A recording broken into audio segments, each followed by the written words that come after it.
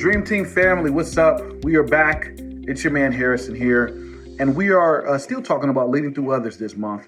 This is going to be a little addition for the development guide. I've got two awesome leaders here from the connection side of our teams. Anthony, who is our usher leader, and Madeline, who is over the cafe. We're going to be asking them a couple questions about how they did some of the things we talked about in the teaching this month. So, Anthony, first question is for you. Craig Rochelle says, when you delegate tasks, you create followers. But when you delegate authority, you create leaders. My question is, when did you come to this realization?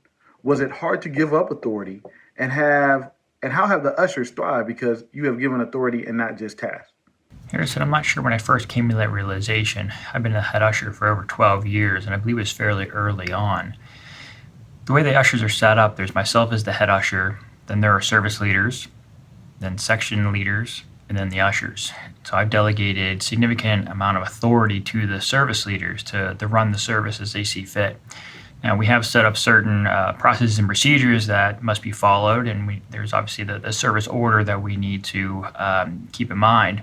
But each service has its own unique personality, and so I let the service leader have a lot of autonomy as far as how they run each of their individual services.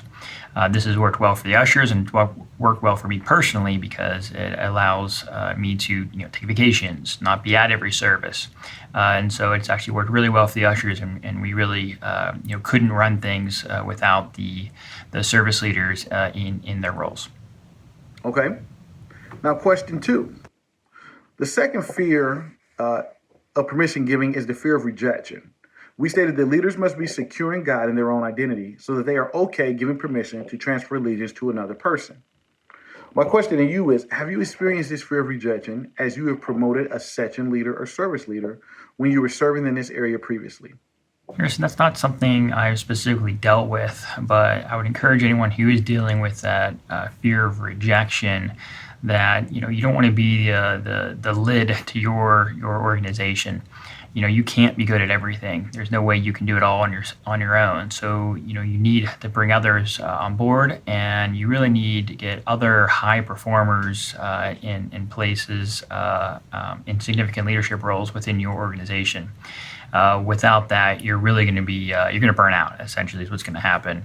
So, if anyone who is dealing with that, I'd really encourage you to really seek God, pray about it. But God may need to make some changes within your heart, because that is not something that is sustainable long term, and that will eventually lead to burnout and kind of bringing up other leaders. Particularly ones who are better than you in certain areas and have different skill sets, really will kind of really blend out the team and make your team a much more high-performing team overall, instead of just having to rely on the certain skill sets of one individual person. All right, Madeline, we got a couple questions for you also. These are pretty good, I feel, too. So, Madeline, during the teaching, we stated as leaders, vulnerability means embracing humility, selflessness, and transparency.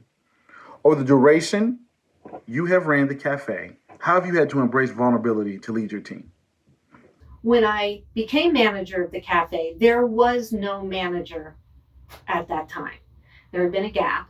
And so I was handed the job, the manual, and asked to figure it out. So obviously my best resource of help, guidance, and information was the sitting cafe team at the time. Those who were serving in the cafe, they knew it best. It required actually a large dose of humility and transparency as I sought endless advice and opened myself up to the potential of ridicule or lack of respect because of my lack of knowledge of what was going on in the cafe and how things ran over there. Of course, none of that took place. The team members were more than happy to help me out. They were incredibly gracious with their time and their resources and their information.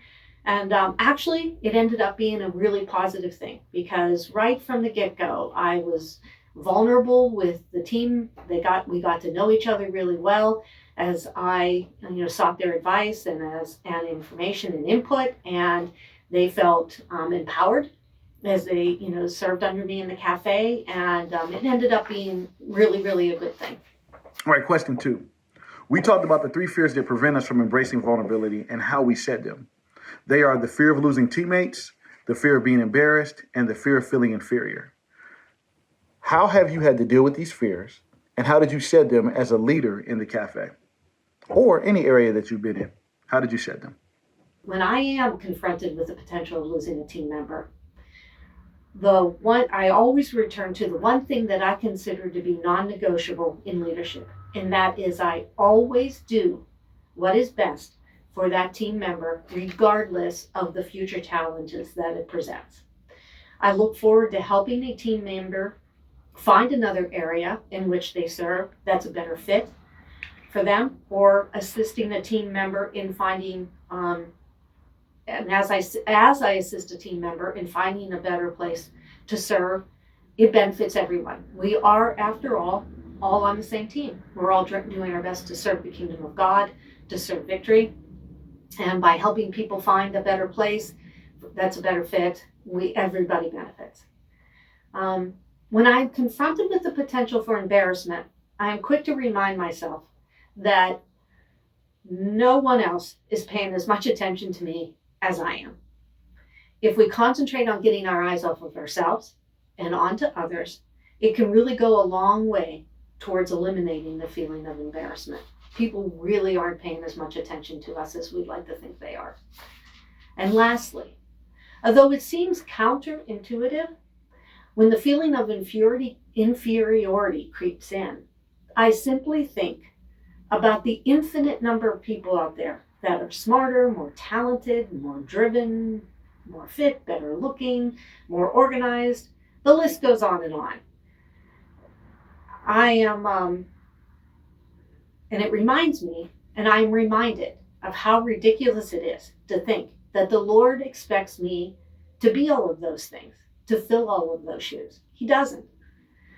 So, and consequently, neither should I. I shouldn't expect that of myself.